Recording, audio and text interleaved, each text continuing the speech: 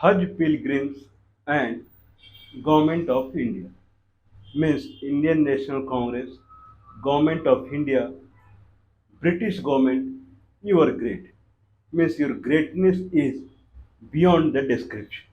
Whatever we describe, whatever we kind of quote about you, as far as the greatness of these people are concerned, that is beyond the expectation. So, Hajj pilgrims and Government of India. Pilgrims and Government of India. So, Hajj is like people go on religious activity in Jeddah. So, Jeddah is near to Mecca, and that is the main kind of seaport. So, people they get down at Jeddah if the embarkment is on sea through sea, and from Jeddah, then they travel to Mecca for Hajj. So this is religious activity. Now, in 1932, British government they made a port of Hajj committee. Port Hajj committee. So Port Hajj committee was like financially and other way assisting Hajj people to go from Calcutta and Bombay. From Calcutta and Bombay Port Hajj committee. Port. So people were arranged to Calcutta and Bombay port, and from port the kind of embarkment used to happen for Jeddah. So that was the science. Now in 1932, so 1932, so 1937, then Muslim personal law, Sharia. So these acts are during the British time only. Hajj Committee Act and Muslim Personal Law Act, and in 1931 or 36, in 1930s only, Scheduled Caste Scheduled Tribe Act also came. So in general election or in government job like imperial civil services, Indian civil services, reservations were given to Muslim. Reservation were given to SC/ST. Means reservation in the sense that how many some percentage of Muslim should come in the Indian quota, and then SC/ST. So India was committed to protect Muslims. Till some time back, Muslims were reigning the country. So India is protected to a kind of secure, give security to the Muslim, and India is committed to give security to scheduled castes and scheduled tribe. Others are on God's security. Okay, government is for Muslims, government is for scheduled caste and scheduled tribe. Others are on God's security. Okay, anyway. Now this is called Hajj subsidy. Okay, the Hajj committee has the Hajj Pilgrim Act, Hajj Committee Act. So this was found by British government only in 1932, and then the kind of easiness in money-wise subsidy and other help were provided. Now, now India received independence. Okay, so Britishers were thrown away, Britishers were chased away by Indian National Congress. So Indian National Congress is a party which was founded by Britishers, and that to civil servants. They are highly attached to British government. So they founded Indian National Congress which chased away the Britishers. So Indian National Congress in 1947, by 1947, they completely threw away the Britishers. So in 1959, the Hajj Committee Act, okay, so in 1959, the Hajj Committee Act, so that was renewed or changed. So 1949 till 1959, till 1950, 1932 to 1959, the Hajj Committee Act or Port Hajj Act. So it was confined from Bombay, Calcutta to Jeddah. Now it was further few more destinations were added from India to Jeddah. Now India to Iran, Jordan, Syria, and Iraq. Iran, Iraq, Jordan, and Syria. So these destinations were also added. So these destinations were also added to the list. Okay, so don't go only to Jeddah, go to Iraq, Iran, Jordan, and Syria because it's a religious work, right? So you can go to all around the Arab peninsula and nearby. So it was extended. Not only that, then other kind of information like kind of travel information, arrangement of stay, lodging, and guide arrangements, and this embarkment. So this kind of information that was also provided the 1959 Act. Okay, because Muslims are precious in the country, minorities are precious in the country, and then SC, ST are precious to the country. Others are on God's mercy. They are only precious to the God. Okay. Anyway, now this is 1959, and travel has to happen through either through sea or land. So earlier it was 1932. It was through sea, and through sea. In Britishers' time, there was Mogul line. Mogul line was the sea travel, means it was a kind of a ship. So Mughal travels, they kind of Mughal line travel, they were arranging the travel from Calcutta, Bombay to Jeddah through sea.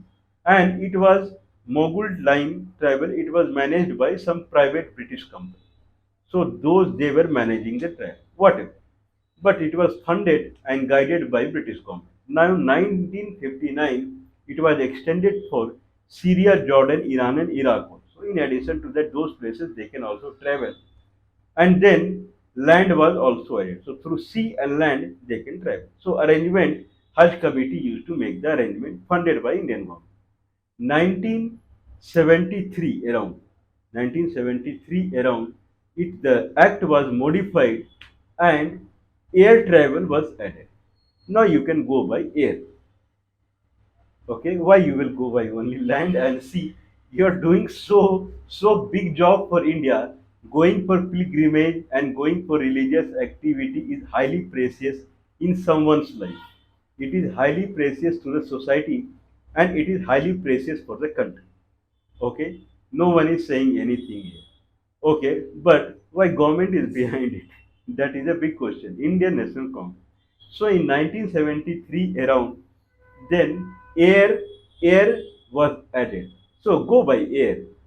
Okay, don't go by sea, because sea was becoming costly, rise in the petrol or diesel price. So airplane was running by coal or goita.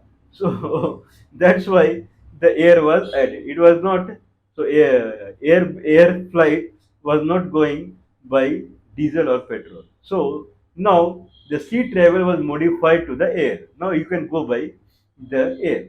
So that is the scenario in 1973 era. Okay, so by 1990, okay, by 1990, around 12,000 or 1992, 12,000 rupees per pilgrimage was spent by the government. It is also called subsidy in the terms of government, not saying that we are spending all the money to the for the pilgrimage. Each pilgrim, the government was spending 12,000 rupees in 1992. Okay, so if we see the kind of the inflation in the money in the rupee, market inflation. Then in 1992, 12,000 rupees was high amount. Okay, so in 1992, 12,000 rupees was around 1 lakh rupees now. 1 lakh rupee means 100,000 rupees now. So 12,000 rupees was being spent on each pilgrim.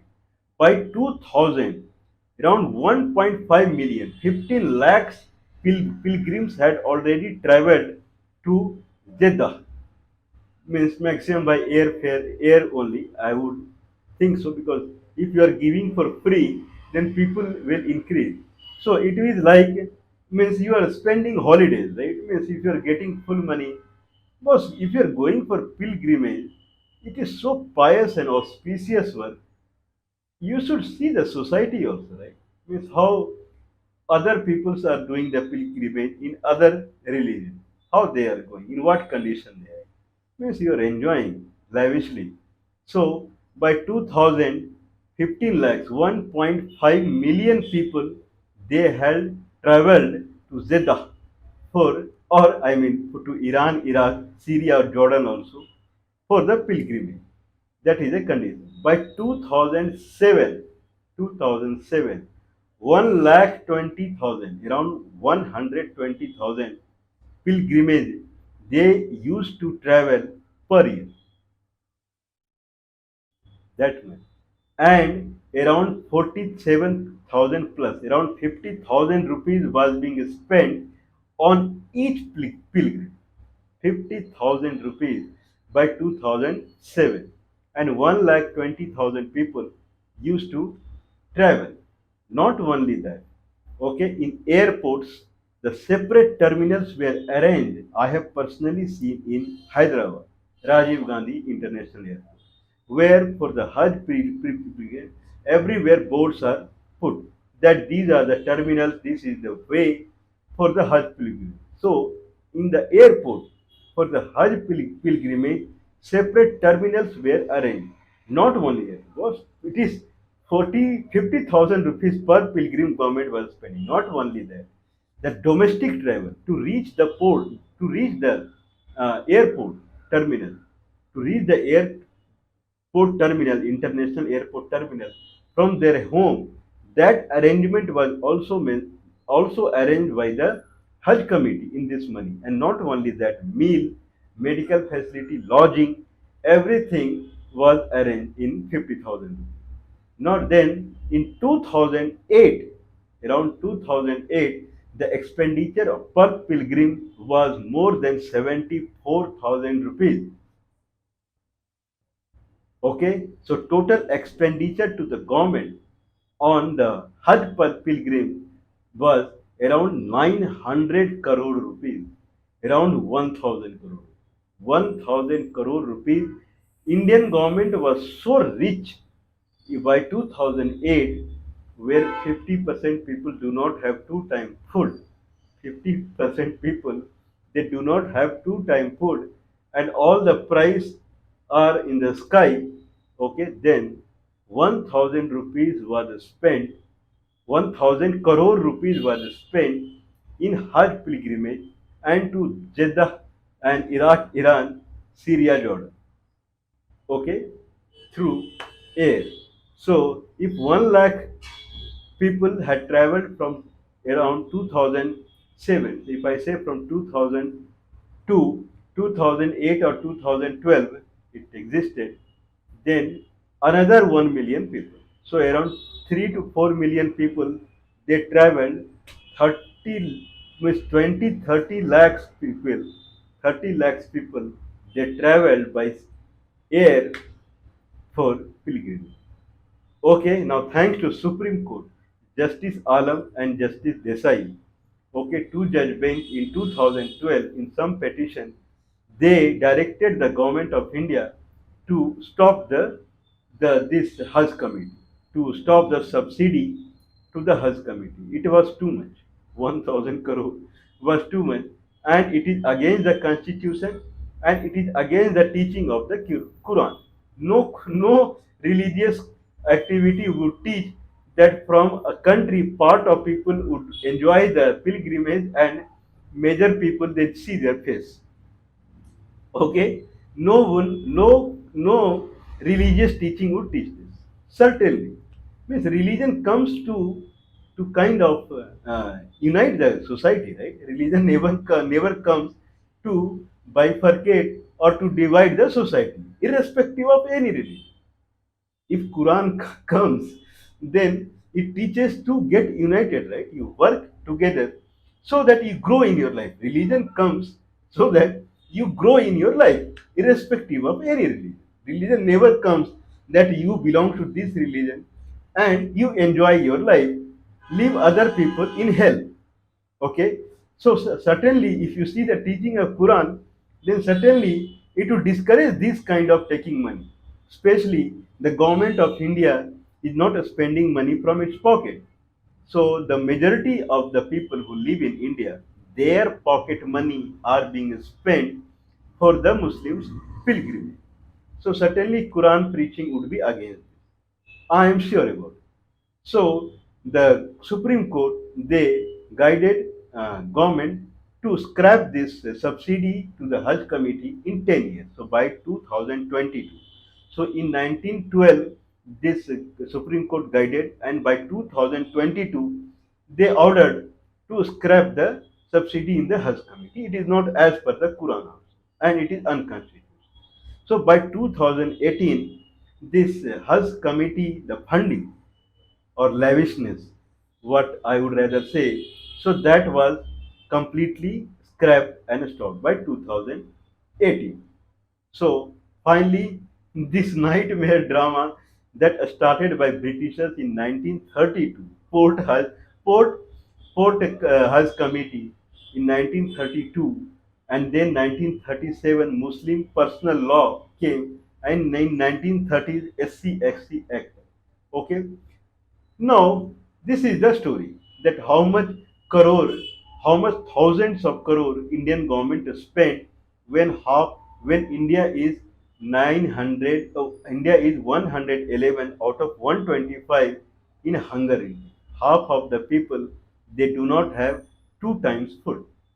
90% of the people more than that they are jobless. Okay, from 1947 the kind of population is five times, and in 1947 whatever the area India used to cover, okay, I would say it included many other also which was not governed by Britishers, because people used to travel and people used to work because their face is same. It's an Indian subcontinent, right? So their inner culture, irrespective of religion, their inner culture, facial wise, and everything is same. So people used to go to Tibet or Kasi or Afghanistan. Anyway, Burma was till India, then Thailand, Laos, and Cambodia. Okay, these places, Sri Lanka was anyway, it was part of British. So people used to commute easily to Iran. Okay, so people from Baluchistan, these region to Iran. So these were common thing, and no visa, passport. People were not knowing what is called visa and passport. But from 1947, boundary started, and people in India they were being looted by Indian National Congress government.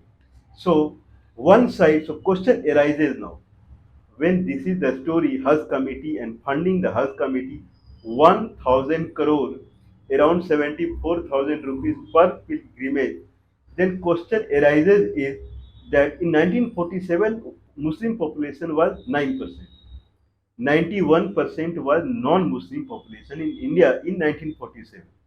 So 91% people they do not have any religion. Only 9% people they have religion, and to religion they will go 4,000, 5,000 kilometers by air to Jeddah. Where is Jeddah? It is near to Africa, Egypt. There it is Jeddah. So they will travel from Calcutta to Jeddah for free. And people in India itself, there is a lot of pilgrimage for the Indians.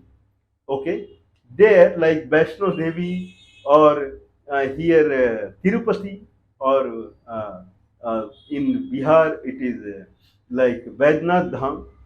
Okay, so there are many in Uttar Pradesh. It is full from Mathura to Kashi, to Mathura to Kashi, whatever, Banaras, along the Yamuna river and Ganga river, it is full. Okay, and other places also. So rest 91, they do not have any religion, not even a single penny to them. They only exist in India to being looted. And then whatever loot money you are giving in Europe and American banks, okay, what so rest you are spending in SC/ST Act and to Muslims. This is what your integrity towards the country and your integrity, your ethics toward the majority. If these are minority, then towards the majority. I'm not talking about the Hindu pilgrimage abroad, like Hingraj temple in Balochistan, or you have Kailash Mansarovar.